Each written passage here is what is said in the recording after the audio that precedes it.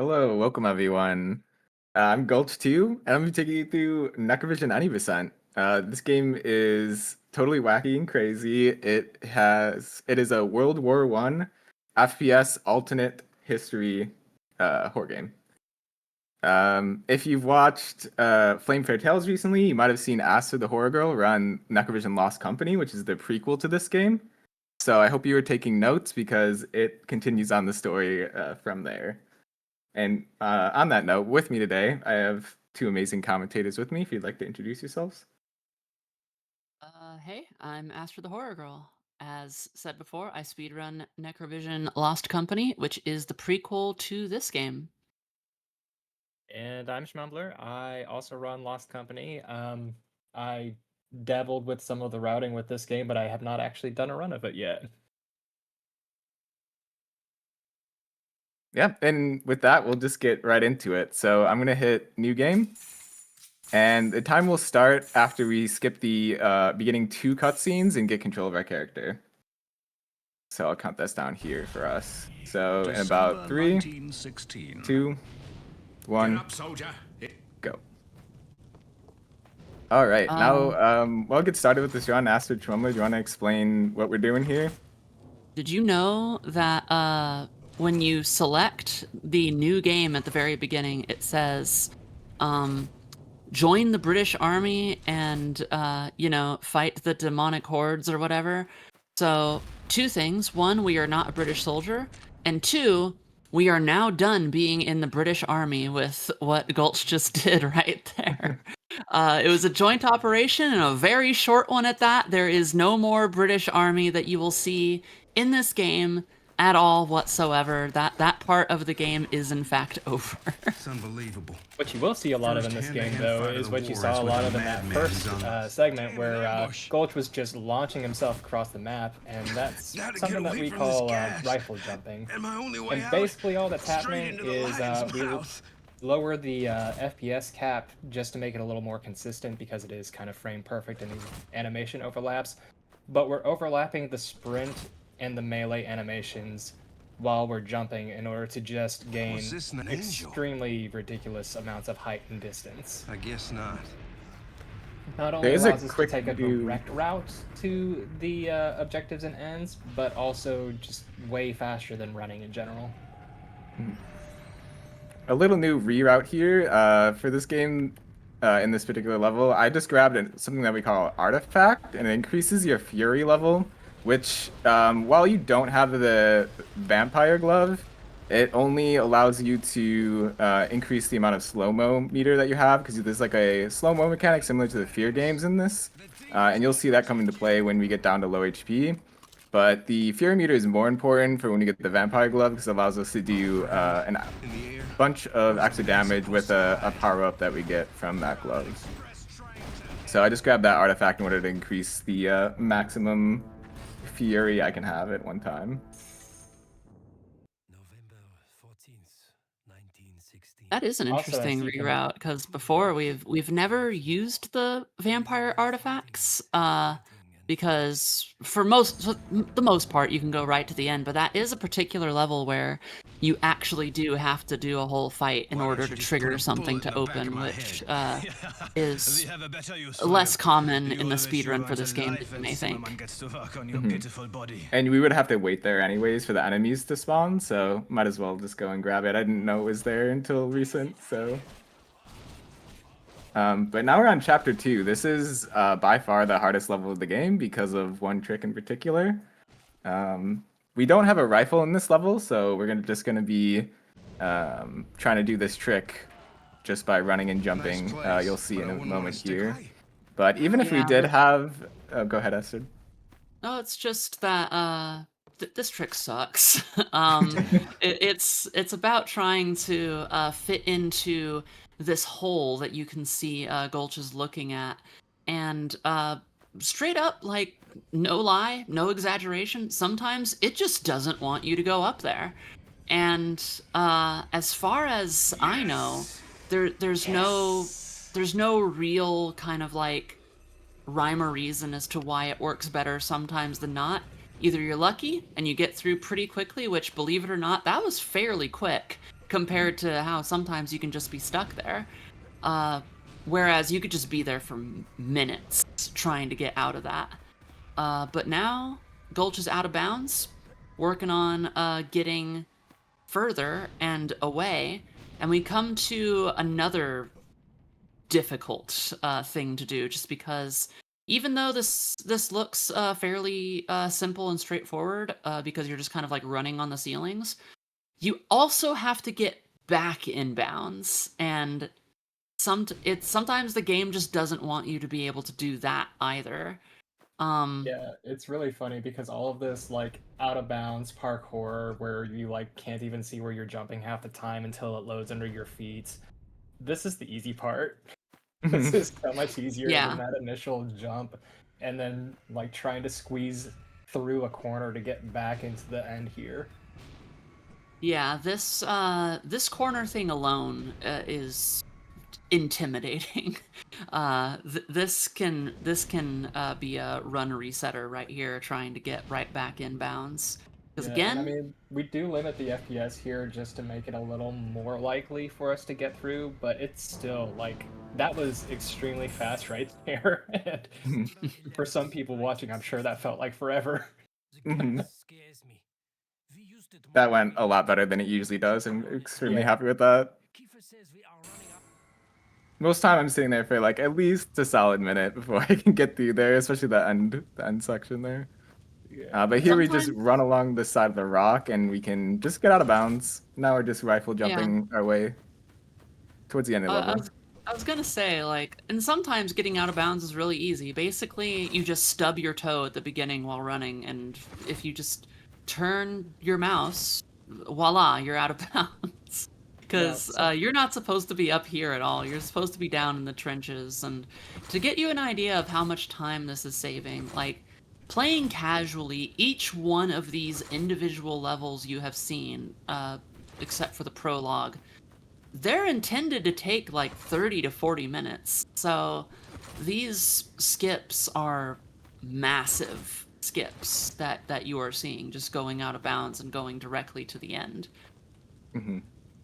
One thing I'll also mention, because this level showcases it perfectly, is the rifle jump is very nice, but it has one fatal flaw, which is that it really only likes to work consistently or even semi-consistently if you're on flat terrain.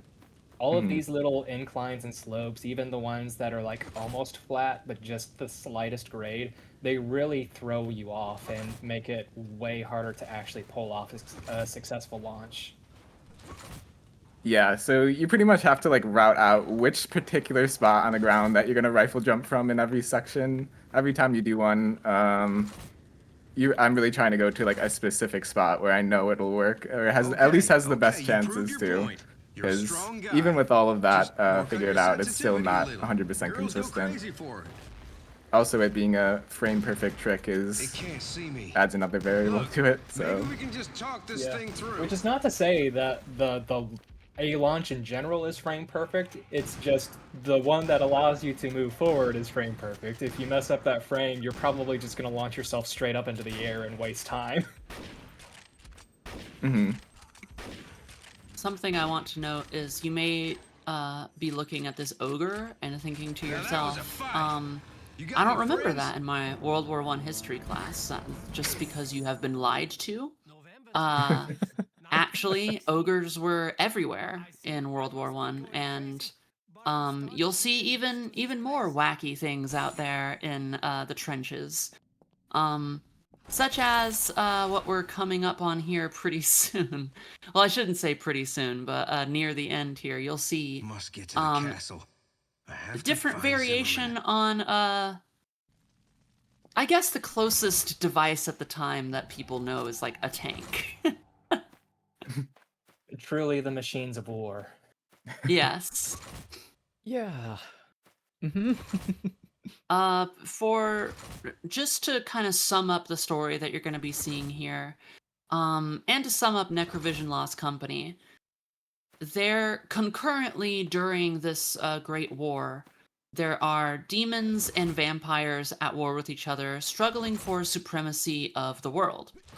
And during that conflict, One of them is attempting to recruit a necromancer from amongst the humans to create their undead army to lead in global domination against the humans. Right now, that necromancer is Jonas Zimmerman, who is a German scientist. He is trying to make an army of the undead, but he also has a bunch of fun machinery that he's Taste able some to employ justice, you as tools posh of war. bastards. And you're gonna see one of them pretty soon, such as a bipedal tank, like almost like a Metal Gear, but not quite, which is only a little bit more well known than the Scorpion tanks, which are very large mech scorpion-like things, which you will also see a little bit later. But ultimately, eventually the vampires will not be satisfied with what Jonas has been doing. And after we defeat him, the vampires will recruit the main character that we are playing as right Oh, now no. in this game. And that main character is this American soldier. So what just happened there is Gulch is trying to enter the harbor, I guess you could say, for our machinery here from the backside, so that we don't have to do all the stuff to go through the front. The problem is that that back area is surrounded by kill planes, and Gulch just accidentally hit one there. But now we're in. Now we just go in and out of here to access a quote-unquote puzzle to be able to Got boot it. up our good friendly mech here and take control. Yeah, there are a good amount of areas in this game that there are where there's invisible death planes, and you don't see me because I try to, I know where they are and try to avoid them. But if you're not careful and just try to jump anywhere, there's a good chance you'll just die by an invisible plane. Yeah, I mean, to put it simply, Oh yeah, armed the and dangerous. boss fight in the second chapter is completely surrounded by kill planes, but we just didn't even mention it because You boys are starting just to don't hit annoy them. me. That's right. Come on out. I'm ready for you now. It Something can be I- noted, you can go to the end where Gulch is running faster on foot, but you need the tank. It's extremely important that you have this tank going up to the end. What's wrong with this It's place? one of the Spiders fun living- little quirks about this game is sometimes it goes, no, gamer, you do not understand. You have to do this in a slow way. You have to use the slow thing we've given you. Which But goes even we make better. do. Yeah, it goes even better with the fact that at the start of this level, we do one very easy, quick way to save time, which is leave the mech behind and just start rifle jumping again. Yeah, it's weird that the condition for the last level you have to have a mech, but this one you can enter the boss fight here with Zimmerman without a mech, and you magically just spawn in with one. Yep. So There's this the is Scorpion the tank. yeah, this is the main protagonist of the Lost Company Yeah, that we're and gonna face off into. you might think it's like, oh, so they made an entire video game about this villain that we're fighting in this tank right now. So must have been really significantly important.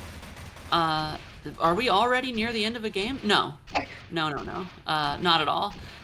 This person who is about to die on basically the 6th chapter of this game is the one they decided to make an entire video game about as the prequel. It's pretty incredible. And I also want to point out, like, oh, was there any indication that this guy knows how to make these giant scorpion tanks in the prequel? No. Not at all. Maybe. Not one bit. But you're getting smaller by the second. Yeah, of course Just answering not. those questions you might have had.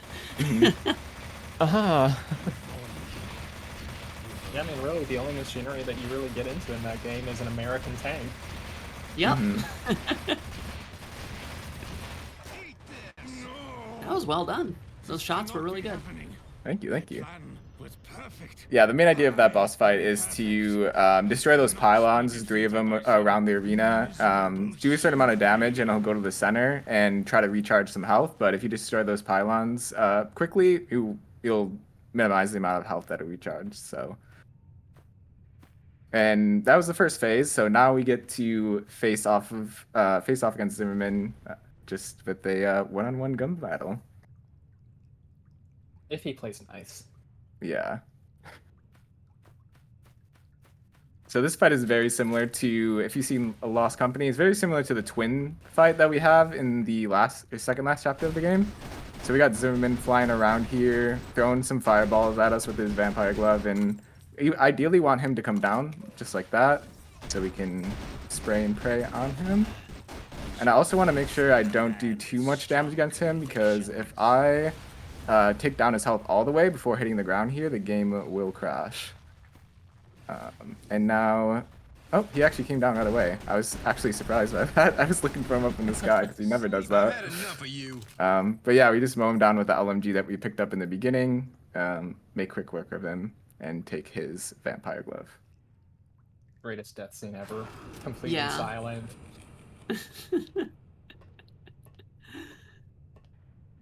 Mind if I cut in with a donation real quick? Go ahead. For sure. Yeah, we've got 20 pounds from Street Back Guy. Thank you so much for that donation. Again, folks, you can use !donate in the chat to donate to our charity, and also put your money towards some of our incentives we've got going on. We've got a milestone unlock for bonus stages for Splatterhouse, One Pocket Graffiti, as well as a bid war for Dead Letter Department to name the protagonist. So if you want to affect the bid war or contribute towards our milestone, please, now is the time to donate. So thank you for those so far. Do not underestimate the might of the dark. This is the vampire underground rail system, by the way. You must venture into realms beyond anything comes first. And if Brand you're wondering new, who's talking to us, it's the glove. Yeah. I can feel the burning fire. Brand new little optimization here to run along the wall and to skip a rifle jump that is kind of annoying to do. Found that out by Sandru found that out, new runner of this game. Sandru also found out a few different optimizations with this route, so shout out to Sandru for picking up this game and figuring things out. I love that you can just squeeze between those bars. Mm-hmm. Such a great obstacle. Some of the rifle jumps are perfect in this level. It's so funny. Yeah. If you want to know another fun fact about this game, everyone, at some point the voice actor for the main character just abruptly changes and then goes back to the previous voice actor. And that's just a fun little thing that's in this game. I love it. I knew it changed. I didn't know it went back. It does. It goes back multiple times, too. Nice. I also love that the notes are still being read by Zimmerman, even though we've literally not played as him this entire game, and he's dead now. Church or not, I get the feeling there'll be some kind of altar here that won't be leading me to heaven. We're heading in the opposite direction. Yeah, it's not even like an audio diary like some games, it's just a piece of paper. So.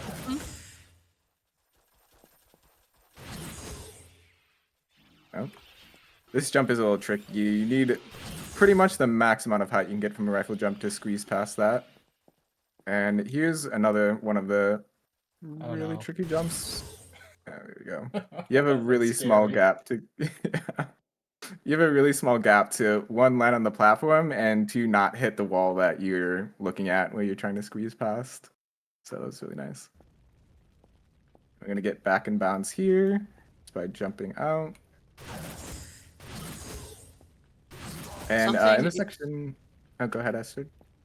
Just something extremely amusing to me is how many things have collision that you are not supposed to be able to get to, and how many things they went, well, we don't need collision there. The logic and where the collision is and where it isn't is hard to wrap my mind around. That's all. Yeah, it's pretty great, especially considering like some of the places that you wouldn't expect to have collision have different collision than what's in the game world.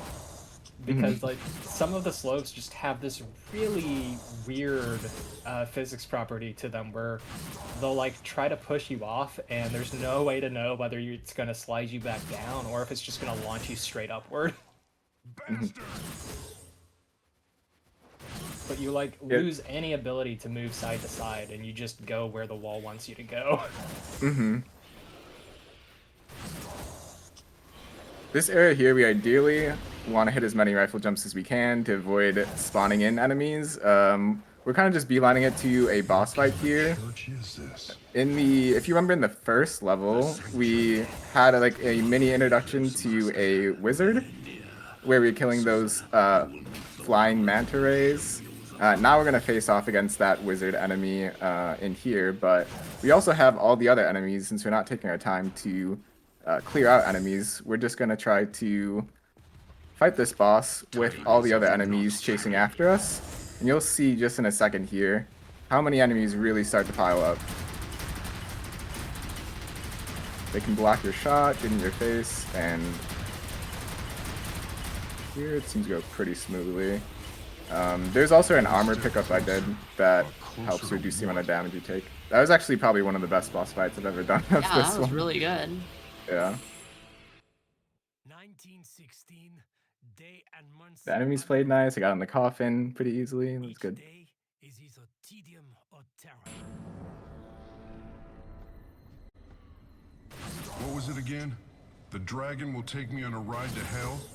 I'm just about ready to believe that's no joke. So here we're going to spawn in some enemies. We want to melee 2 of them in order to power up our vampire glove. And we're going to go to low FPS and throw our fireball at this particular block so we can break it open. And that just skips us having to clear out all those enemies in order for that wall to break open. What? Are you getting all misty on me? And here is a crusher that we are intended to go turn off before proceeding through the level. But we can take advantage of the invincibility frames that you get from reaching a low health threshold. So once we hit this slowdown, we can start going into slow-mo. That's how we know that we've hit that threshold. So now we can just run through this crusher and make it on the other side. Just gonna hold right to hide for a second to recharge some health. Yes, the boss's name is Skeletor.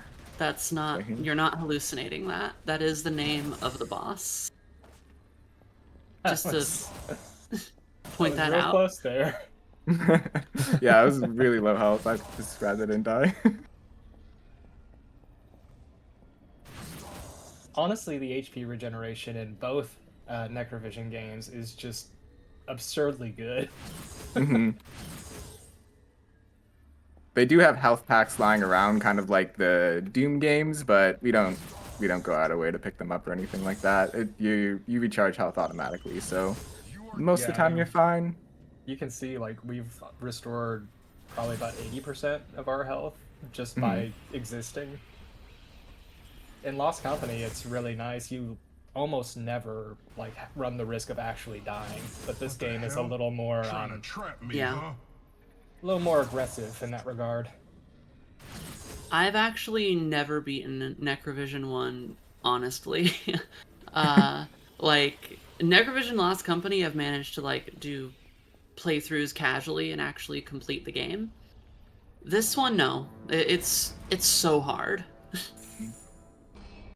It really takes the like painkiller approach of just throwing massive hordes of enemies at you. But you don't like you have a lot of firepower in this game, but you don't have painkiller firepower.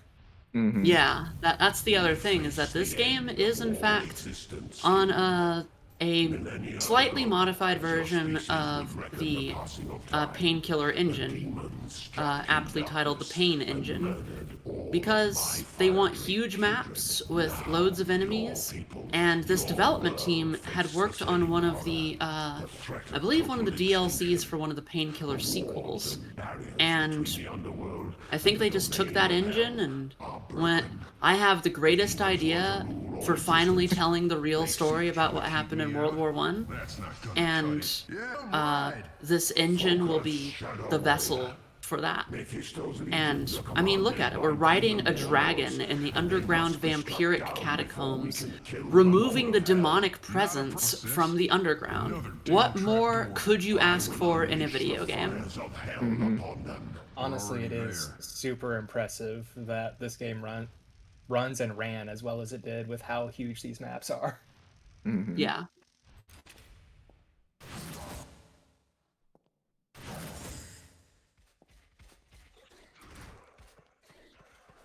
So here's this room also has a new optimization thanks to Sanju. So didn't know this, but if you just crouch here, kind of hug the corner, you take a lot less damage from these enemies behind you, which used to be a huge problem because when you get into slow-mo, when you get into low health, you can't really rifle jump at all. So I couldn't get over this ledge, so I'd just be sitting there kind of hiding, waiting for my health to recharge, but now it's super easy room, which used to be a huge pain point of the run. So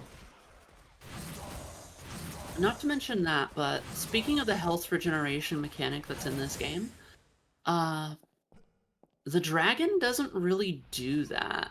So if you get on the dragon and you have low health, you have a chance of just being, SOL because the dragon's not going to give you your health back in the same way that just playing the game normally actually just gives you. You have to like get health pickups and such if you want to get your health back on the dragon.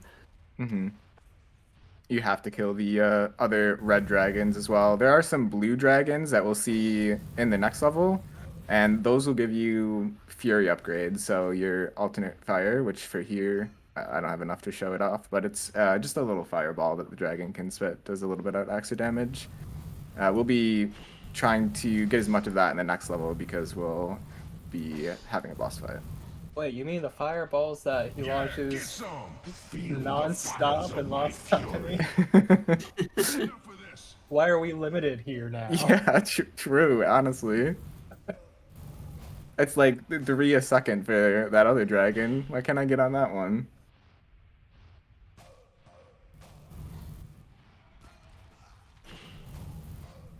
Oh, you can try to stop me. Great, but you fantastic gotta do stuff. better than that. Love it. Love this run already. Some other folks in the chat are also loving this run, because one of them, Aragon5XPWN, has just donated 20 pounds, who says, "Yay for alternate history," or is it? Thank you so much for those 20 pounds. Those went towards our Dead Letter department, Name the Protagonist Bid War. So now, okay, bear with me here. Horror-sama is in first place with 40 pounds, followed by Truck-kun, who's in second with 10 pounds. So I can't believe I said that out loud. But if you want to influence that bid war, you can donate, !donate, and maybe change that to an option you'd like, because I'm not sure which one of those I prefer, personally. Truck-kun. I want Truck-kun to win. No. If you want Truck-kun, you gotta get in those donations. We'll see. Do it for me, chat. I believe in you, chat. Really like how it just killed all of your momentum there. Yeah, I don't know if I've actually done that before. So good thing I saved. I was like, uh-oh, hopefully I saved somewhere close. Are you saying that that's never happened before? It's true, it's true. Oh, I'm really glad that you hit the trigger there too. Yeah. All right, so here's where we are going to start trying to fill up our fury meter with these blue dragons for this boss fight we have coming up here. We have a little bit of a two-phase boss fight. One is going to be on our dragon, facing off against a enemy on what is like, I guess, a three-headed dragon Cerberus type enemy. I don't even know if it has a name, but yeah, we're gonna try to be getting up all of our secondary fire as much as possible. You can see on the bottom left that yellow meter is our fury meter, so we have that filled up all the way, so we can do a little bit of extra damage here. I'm going to quick save here, and we're kind of looking for him to go in a specific spot. This looks like it might work. So he's going to be, what he's trying to do right now with this little electric shock is trying to push us back far enough so that he can do a different attack, but since we're not moving far enough out of his zone, he's going to keep on trying to do that and kind of just stuck in this animation. So we're just going to be holding left click and praying that these enemies don't kill us before we kill him, which looks like we're in a good spot here. Nice. Really good fight with Azazel there, but now there must be actual Azazel fight. Mm-hmm. And these Turns boss out the fights are dragon- dumb. Yeah, They're turns so out the dumb. dragon only holds him back. Yeah. And when I say these boss fights are dumb, it's because they are absurdly difficult. And you will know what I mean when we get to the final boss fight, but like there's no reason these bosses should be as hard as they are.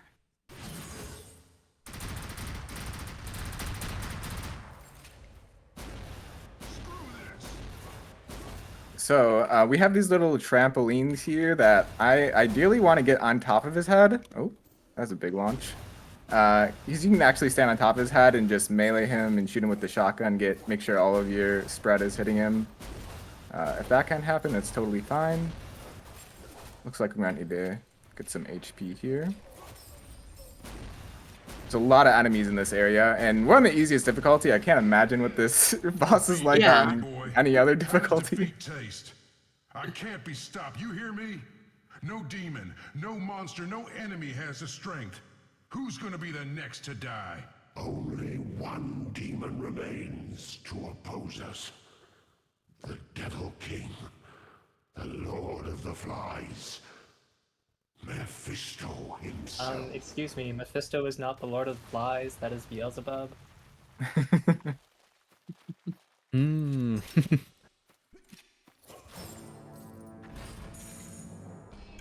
November 11th, 1916. I don't know. All right, so now we're all the way at the second last level of the game. Here we're just doing a lot of Final battle before the upwards last travel. There's a huge mountain up here that has the end of level, and we're gonna climb our way up to the top. Lord. You must challenge him. This is an absurdly long level if you're just playing it casually. Yeah. This is I said before that these levels are intended to take like half an hour to 40 minutes each one. This one's probably closer to an hour. Like, it was just their decision to do that, but thankfully, we can just run up walls because collision in this game is very strange. And it is in Lost Company as well. Nice. Let me try that again. There's two different ways you can get up here. One is by running against this corner to try to boost yourself all the way up. You can actually get all the way up to this bridge, which is where our goal is, but getting up here is fine too. We just need to do one rifle jump and we're up at this bridge. And at the end here, there's just a trigger there we have to walk through to end the level. So one of the longest levels ends up being one of the shortest of the run. Gulch, I'm just bringing this up now, but when the run is over, please let it play that final little cutscene. Oh, of Like, course. it's so good. He's a big one, ain't he? All right, so we are on the last boss fight of the game here. This is a 3-phase boss fight. The first one we are going to do in this mech simply because we don't have enough ammo to complete all 3 phases on foot.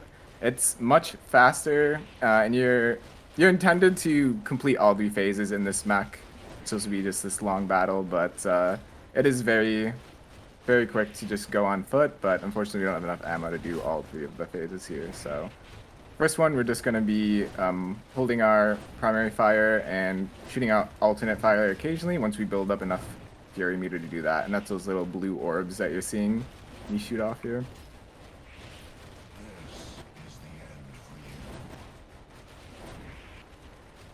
Turns out Mephisto has just an absolutely absurd amount of HP. Mm-hmm. Yeah, And this fight is so long. It's such a long fight. There was there's someone who actually asked me, "Hey, can we just end the game Can't the take level the heat, before?" huh? And that's how much people strongly feel about this boss fight. Like, it's so long. It's just stand there and shoot and try not to die because it's the same thing. It's the whole thing. It's a ridiculous fight and it's nearly impossible casually.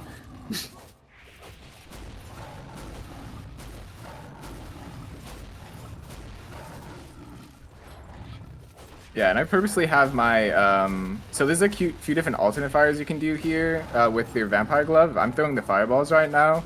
It helps reduce the amount of damage you're taking because the enemies don't come and run into you, and the flaming manta rays explode when they hit you, so it does a lot of damage. So I'm trying to reduce the amount of times they can do that, and I also get more fury power when I do hit them with my fireball as well, because it is a big explosion. So this is the third phase here. We're just going to continue shooting him down with whatever ammo we have left. I'll switch to my shotgun and use all the bullets in this, and then finish him off with the Vampire SMG. So once we take him down, time's going to end. It's going to transition into a beautiful NecroVision cutscene. I hope you guys enjoyed. Yeah, what a run. Holy moly. Oh, we are low HP. We'll just run away, hide for a little bit. This would be the worst and best time to take a death. The boss is nearly dead. Okay, yeah, let me recharge some health. I can show you the fun kicking animation this game has that I haven't got to show it off. Look at this foot. Oh yeah. Every game is better with a kick button. Just saying. And time. Great job. Good run. GG. Look at this. Look at this. All T-posing? Oh, Yes. what the It's heck? clearly they're just sliding this little dude across the ground. I love it. It's a T-posing PG just drifting across the ground. Listen, they ran out of animation budget. They ran out at the very end. Yeah. Wow. Okay. Yeah, there are multiple different endings you can get from the game based on the difficulty that you're playing in. I'm not sure which one's the true ending, but this one is kind of "this was all a dream" ending. You don't have to do this. Don't shoot him. The war is over. We're all going home.